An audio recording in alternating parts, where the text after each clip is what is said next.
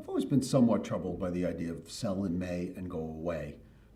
Implicit in that is sell what and to whom and where you're going away to. But it's a strategy that you hear. It's a term that you hear around this time of year. So let me dive into it a little more deeply.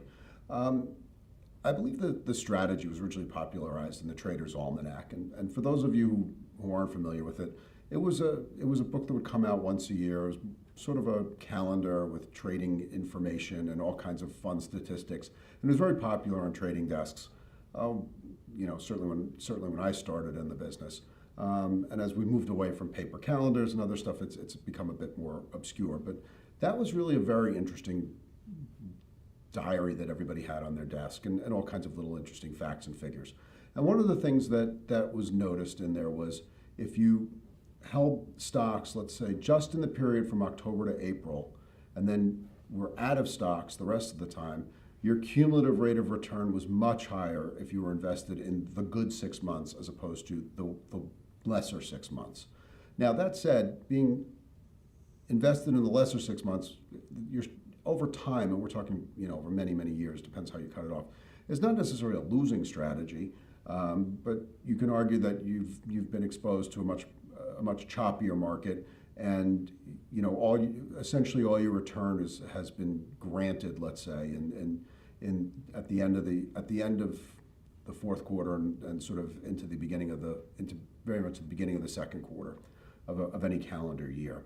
The Trader's Almanac also has all kinds of, was also the ones who popularized, market returns in any given year for presidency, et cetera. And it was always a lot of fun to get that each year.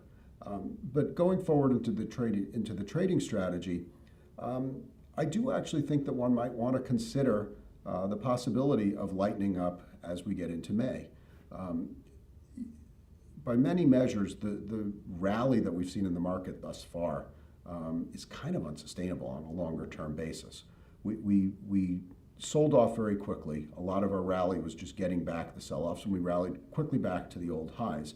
It's very normal as a market tests old highs, and yes, I know we managed to close through some of the old highs, but barely.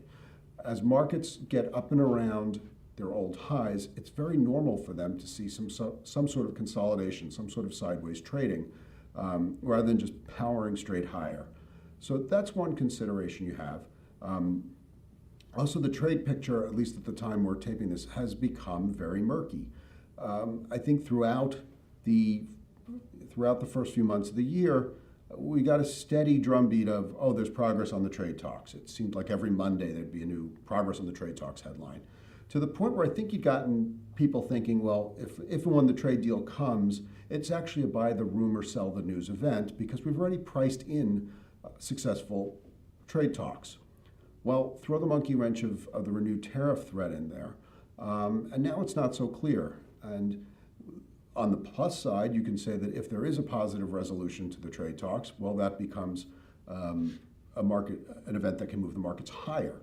But there's a lot more risk into that right now. And so you take this big macro event, and I think that you can think about the trade talks this year as being the tax reform stuff at the beginning of 2018.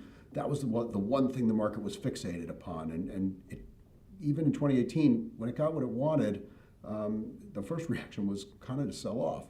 And I think that we're going to need to see some backing and filling here. So do we sell in May and completely disappear? Good luck if you can.